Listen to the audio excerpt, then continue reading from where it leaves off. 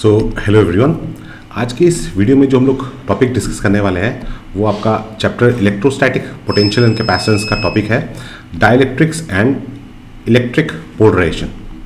ठीक है, टॉपिक छोटा टॉपिक है बट यहाँ से आपके थ्योरेटिकल क्वेश्चंस काफ़ी पूछे जा सकते हैं। ठीक है, तो क्या क्या क्वेश्चंस पूछ सकते हैं, पहले वो क्वेश्चंस हम लोग एक बार देख लेते हैं। तो पहला क्वेश्चन हो गया जैसे व्हाट आर डाइलेक्ट्रिक्स। अच्छा, ये सारे क्वेश्चंस मैंने मतलब एनसीईआरटी से इन टेक्स्ट बुक, मतलब टेक्स्ट बुक के अंदर से क्या क्वेश्चन पूछ सकते हैं। ठीक है, सो पहला हो गया व्हाट आर डाइलेक्ट्रिक्स। नंबर 2 हो गया why electric field inside a conductors is zero. ठीक है, state differences between dielectrics and insulators. फिर हो गया what are polar and non polar molecules, give examples. ठीक है, फिर what are linear isotropic dielectrics. फिर नंबर 6 हो गया define polarisation, how is polarisation related to electric field, define electric susceptibility. Okay, and last question is why polarised dielectric is equivalent to two oppositely charged surfaces. Okay, अब इन सब questions के answers अगर आपको पता है तो आप वीडियो बंद कर दीजिए, आप पढ़ाई स्टार्ट कीजिए, मतलब तब तो यहाँ टाइम वेस्ट नहीं करना है। ठीक है, क्योंकि अभी आपका टाइम बहुत इंपॉर्टेंट है। ओके, अच्छा, और अगर आपके आंसर्स, इनके आंसर्स आपके क्लियर नहीं है या थोड़ा क्लैरिफिकेशन चाहिए तभी आप ये वीडियो देखिए। ओके, अच्छा, अब वीडियो देखते समय आप एनसीईआरटी अपने साथ रखिए। ओके, सो पहले एनसीईआरटी में आता है, पेज नंबर आपका मोस्ट प्रोबेबली ये पेज नंबर 71 में है।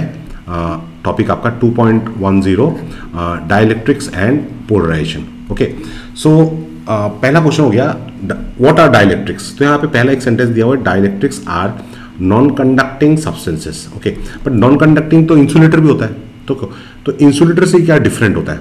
ठीक है, इंसुलेटर से डिफरेंट ये होता है कि dielectrics are materials which can be polarised. Okay, which can be polarised. अब ये पोलराइजेशन होता क्या है। ठीक है, तो पहला क्वेश्चन हो गया व्हाट आर डाइलेक्ट्रिक्स। ठीक है, तो इसका आंसर भी हम लोग लिख के आते हैं एक एक करके। ठीक है, तो आंसर 1। ओके, फर्स्ट का आंसर हो गया dielectrics are insulating materials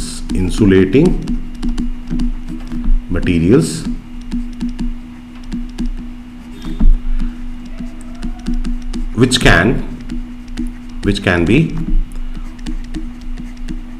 polarized, which can be polarized in external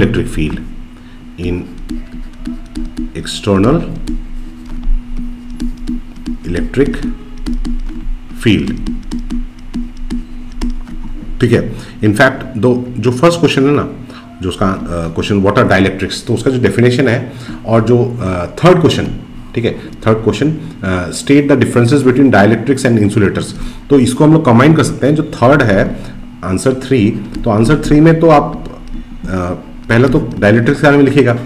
insulators क्या है, materials which cannot be polarised. ठीक है, insulators are materials which cannot be polarized,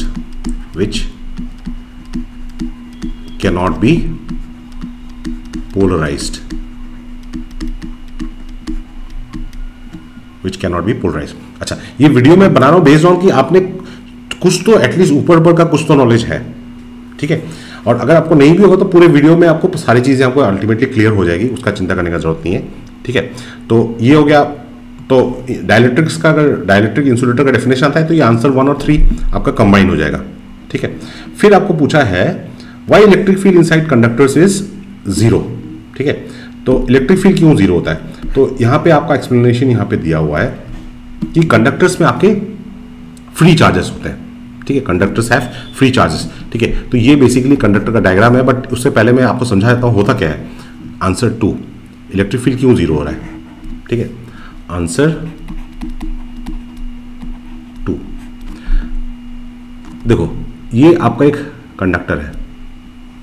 ठीक है, ये मान लेते हैं एक कंडक्टर है और इसको आपने एक्सटर्नल इलेक्ट्रिक फील्ड में रखा हुआ है, तो एक्सटर्नल इलेक्ट्रिक फील्ड इस डायरेक्शन में है। ठीक है, एक्सटर्नल इलेक्ट्रिक फील्ड E0। ठीक है, ये हो गया आपका एक्सटर्नल इलेक्ट्रिक फील्ड।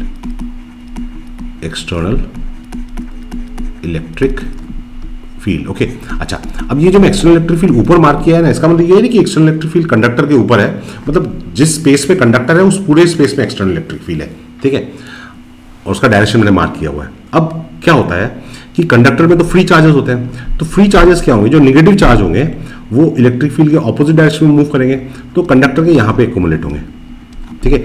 और इस साइड में अगर निगेटिव चार्ज हो गया तो इस साइड पे आपका पॉजिटिव चार्ज होगा, क्योंकि वो जो निगेटिव चार्ज मतलब क्या है, कंडक्टर्स में फ्री चार्ज क्या होता है, फ्री इलेक्ट्रॉन्स। तो ये जब इलेक्ट्रॉन्स अपना जगह छोड़ के जाएंगे तो जहां पे इन्होंने जगह छोड़ा है वहां पे पॉजिटिव चार्ज होगा, ठीक है। तो इसकी वजह से यहाँ पे राइट साइड में आपका पॉजिटिव चार्ज हो गया, ठीक है, और लेफ्ट साइड में आपका नेगेटिव चार्ज हो गया। तो इसकी वजह से इलेक्ट्रिक फील्ड यहाँ पे इंड्यूस होगा, ठीक है, ये इंड्यूस इलेक्ट्रिक फील्ड है। ये जो इंड्यूस इलेक्ट्रिक फील्ड है this is due to free charges, okay, E in due to free charges, ठीक है। अब ये जो inside the conductor E induced, it is opposite to the direction of external electric field और magnitude उसका बराबर होता है, एक्सटर्नल इलेक्ट्रिक फील्ड के बराबर ही होता है, ठीक है। तो इसका मतलब इन दोनों को अगर हम ऐड करें तो E induced plus E not on the external electric field, तो इसका सम क्या हो जाएगा, 0, ठीक है। तो जो इंड्यूस इलेक्ट्रिक फील्ड है ना वो एक्सटर्नल इलेक्ट्रिक फील्ड को पूरा कैंसिल कर देता है, ठीक है। इसीलिए हम लोग बोलते हैं कि कंडक्टर के अंदर जो इलेक्ट्रिक फील्ड है दैट इज 0, ठीक है। So therefore electric field, net electric field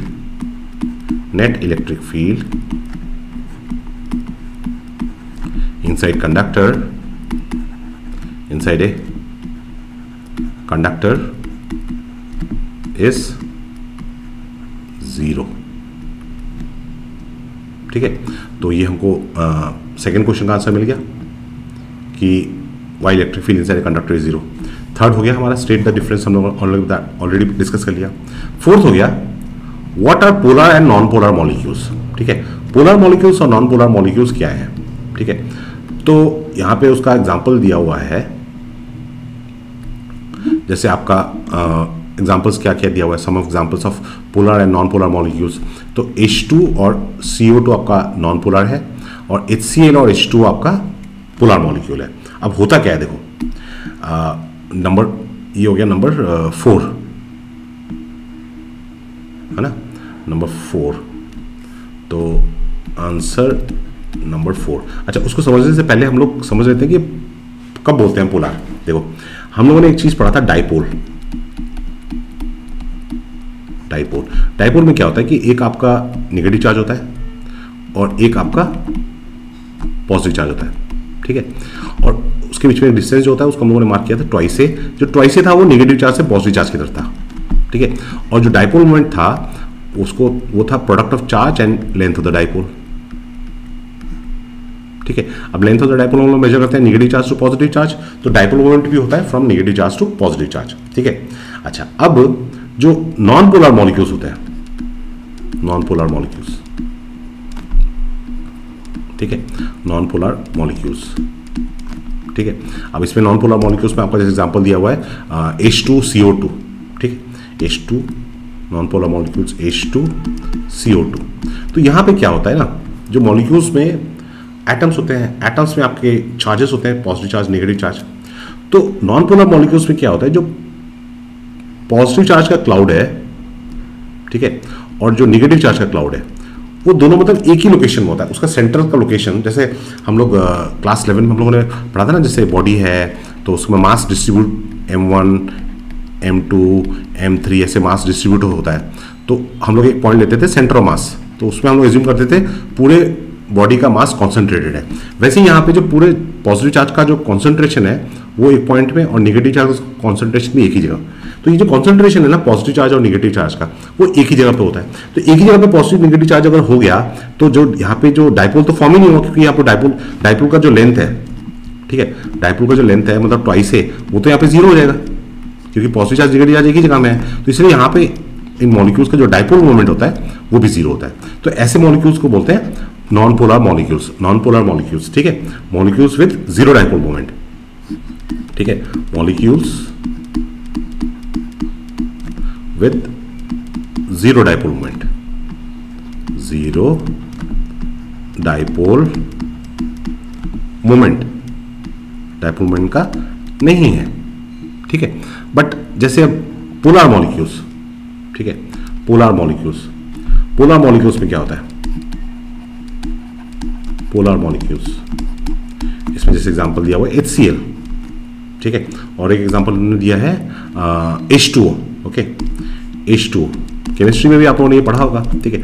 तो इसमें क्या होता है ना, जो पॉजिटिव चार्ज और नेगेटिव चार्ज का जो क्लाउड होता है उसका जो सेंटर होता है वो मतलब अलग अलग लोकेशन में होता है। तो यहाँ पे जैसे नेगेटिव चार्ज हो गया, ये पॉजिटिव चार्ज हो गया, तो इनके बीच में एक सेपरेशन है, ठीक है। तो यहाँ पे जो लेंथ ऑफ द डाइपोल है it is not equal to zero, तो इसलिए जो डाइपोल मोमेंट है it is also not equal to zero, ठीक है। So polar molecules have a net dipole moment, या नेट बोलने से जरूरत नहीं है, एक मॉलिक्यूल का ही पकड़ रहा हूं, तो polar molecule have a dipole moment, okay. तो ऐसे मॉलिक्यूल्स जिनका डाइपोल मोमेंट होता है उनको बोलते हैं हम लोग पोलर मॉलिक्यूल्स। ऐसे मॉलिक्यूल्स जिनका डाइपोल मोमेंट नहीं होता है, ठीक है, उनको बोलते हैं हम लोग नॉन पोलर मॉलिक्यूल्स, ठीक है। तो polar molecules, non polar molecules हो गया, उनका एग्जांपल्स हो गया, एग्जांपल बोर्ड में पूछ चुके हैं, ठीक है। फिर आ गया what are linear isotropic dielectrics, okay. तो इसके लिए हम लोग फिर एनसीईआरटी में जाते हैं, ठीक है, पेज नंबर 72। तो यहाँ पे एक वर्ड आपको मिलेगा लीनियर आइसोट्रोपिक डाइलेक्ट्रिक्स, ठीक है। तो कैसा होता है, किनको बोलते हैं, when the induced dipole moment is in the direction of the field and is proportional to the field strength, ठीक है, then it is called linear isotropic dielectric, linear isotropic dielectric, okay. जो इंड्यूस्ड डाइपोल मोमेंट है वो electric field के direction में होगा, ठीक है, it will be in the direction of electric field and it will be proportional to the electric field, तब उसको बोलते हैं linear isotropic dielectric, okay. So ये हो गया लीनियर आइसोट्रोपिक डाइलेक्ट्रिक का डेफिनेशन, ओके। अच्छा, फिर क्या हो गया, नेक्स्ट क्वेश्चन आते हैं हम लोग, define polarisation, how is polarisation related to electric field, question number 6, okay, define polarisation. So basically अभी क्या होता है उसको थोड़ा सा समझ लेते हैं, ठीक है। हो क्या रहा है नंबर 6 के लिए, ठीक है। नंबर 6 पहले हम लोग चीज को समझते हैं, फिर हम लोग डिफाइन करेंगे, ठीक है। अब देखो, आपके पास जो नॉन पोलर है, नॉन पोलर मॉलिक्यूल, ठीक है। तो उसमें क्या है कि पॉजिटिव चार्ज और नेगेटिव चार्ज तो एक साथ पे हैं, तो यहाँ पे P इज इक्वल टू 0। जो पोलर है, पोलर मॉलिक्यूल,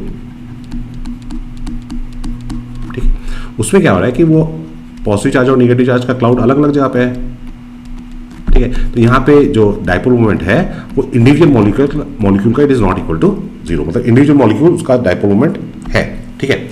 बट अब अगर हम लोग एक मटेरियल ले रहे हैं जिसका जो मॉलिक्यूल्स है वो पोलर मॉलिक्यूल्स हैं, बट ये जो पोलर मॉलिक्यूल्स होंगे इनका जो अलाइनमेंट होगा ये तो रैंडम अलाइनमेंट होगा, ठीक है, ऐसे रैंडम ओरिएंटेशन होगा। ये डाइपोल्स ड्रॉ कर रहा हूँ, ठीक है, डाइपोल मोमेंट मार्क कर रहा हूँ।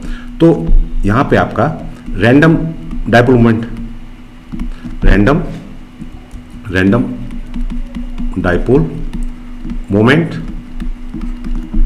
Due to thermal agitation, thermal agitation मतलब टेम्परेचर तो 0 केल्विन से ऊपर है, तो मॉलिक्यूल्स तो मोशन में रहेंगे, तो उनका डाइपोल मॉलिक्यूल जब मोशन में रहेंगे तो उनका अलाइनमेंट डाइपोल्स का डिफरेंट होगा। तो रैंडम डाइपोल मोमेंट होगा तो जो एवरेज डाइपोल मोमेंट हम लोग पूरे वॉल्यूम का कैलकुलेट करेंगे, ठीक है, या net dipole moment, net average dipole moment, वो क्या हो जाएगा, वो तो 0 हो जाएगा,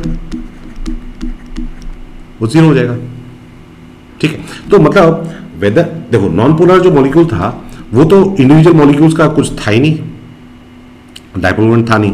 पोलर मॉलिक्यूल का इंडिविजुअल मॉलिक्यूल्स का डायपोल मोमेंट था, बट ओवरऑल जो सॉलिड था उसका डायपोल मोमेंट नहीं था। ठीक है, क्यों? क्योंकि डायपोल मोमेंट कैंसल्स हो रहे थे रैंडम ओरिएंटेशन की वजह से। ठीक है, क्योंकि कोई डायपोल अगर इधर होगा तो कोई ऑपोजिट डायरेक्शन होगा तो ये तो कैंसिल हो जाएगा ना। ठीक है, कैंसिल हो जाएगा। ओके, अच्छा, but in external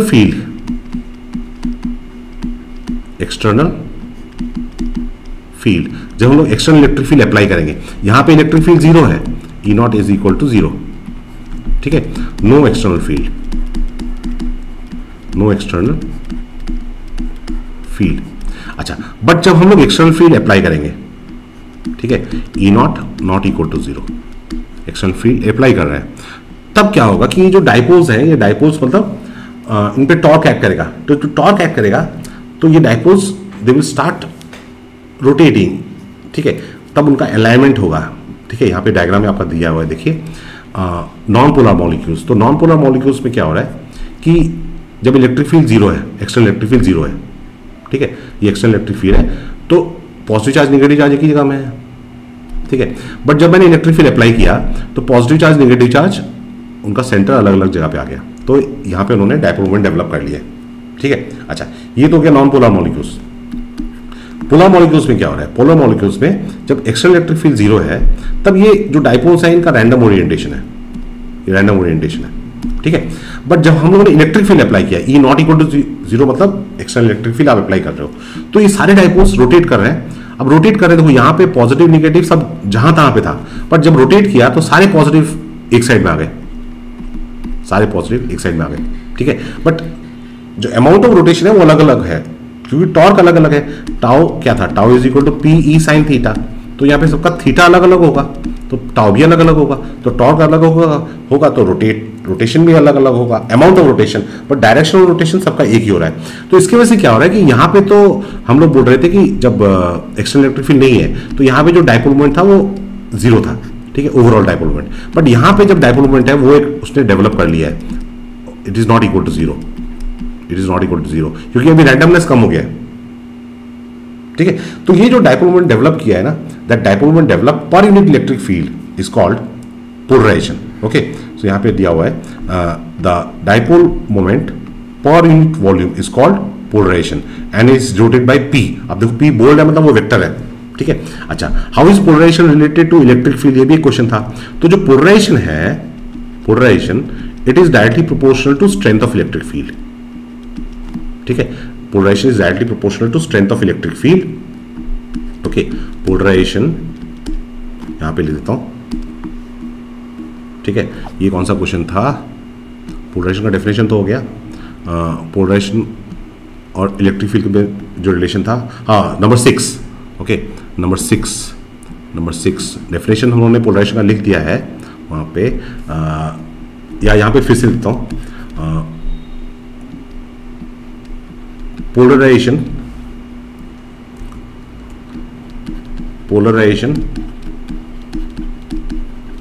is dipole moment per unit volume। तो इसको याद रखने के लिए आप लोग ऐसा भी कर सकते हैं कि polarisation is equal to dipole moment, मतलब नेट डायपोल मोमेंट। ठीक है, पूरे सॉलिड का net dipole moment divide by पूरा वॉल्यूम, टोटल वॉल्यूम। ठीक है, अच्छा, now polarisation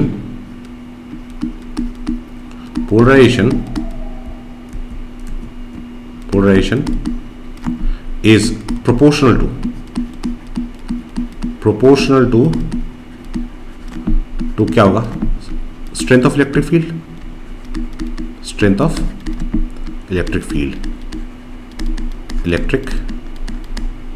okay, so P proportional to E। Okay, so P is equal to chi E into E। इसको काई बोलते हैं, काई। ठीक है, सबस्क्रिप्ट E है, इसको बोलते हैं electric susceptibility.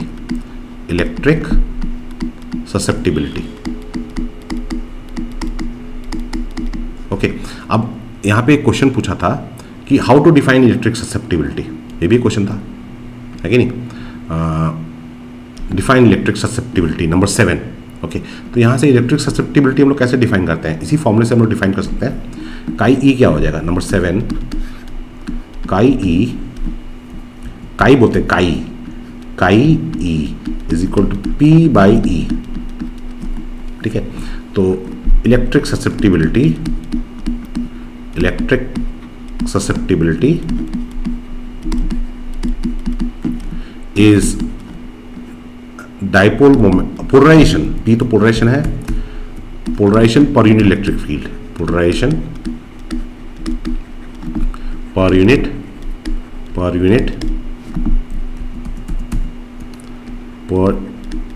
Unit electric field. ठीक है, पर यूनिट इलेक्ट्रिक फील्ड। ओके, ये हो गया आपका इलेक्ट्रिक ससेप्टिबिलिटी। ठीक है, वो depends on nature of material.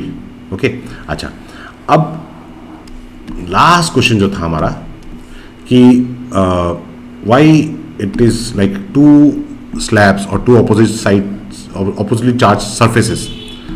ठीक है, कहाँ गया? ये है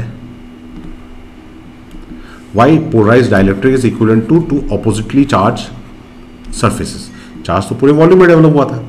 ठीक है, फिर हम लोग सरफेस का चार्ज ही क्यों लेते हैं?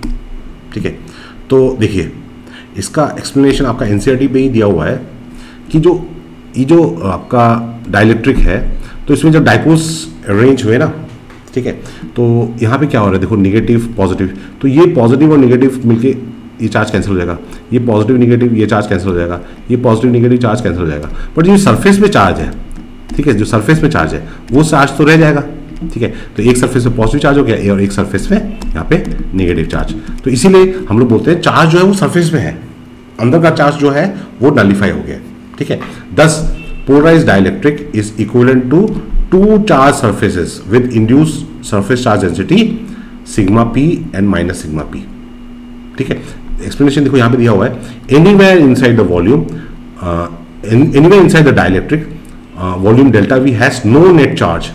This is because the positive charge of one dipole sits close to negative charge of adjacent dipole. ठीक है, however at the surfaces of the dielectric normal to the electric field there is evidently a net charge density. ठीक है, अंदर वाला charge है वो पड़ोसी charge एक दूसरे को नलिफाई कर रहे हैं, इसलिए हम लोग बोलते हैं कि polarized dielectric is equivalent to two charge surfaces. Okay, यहाँ पे सिग्मा पी जो और माइनस सिग्मा पी दिया है, दैट इज सिग्मा मतलब सरफेस चार्ज डेंसिटी और पी मतलब पोलराइजेशन, मतलब surface charge density due to polarisation. Okay, so ये हमारा हो गया topic dielectrics and polarisation. Hopefully आपको चीजें समझ में आ गई होगी। ठीक है।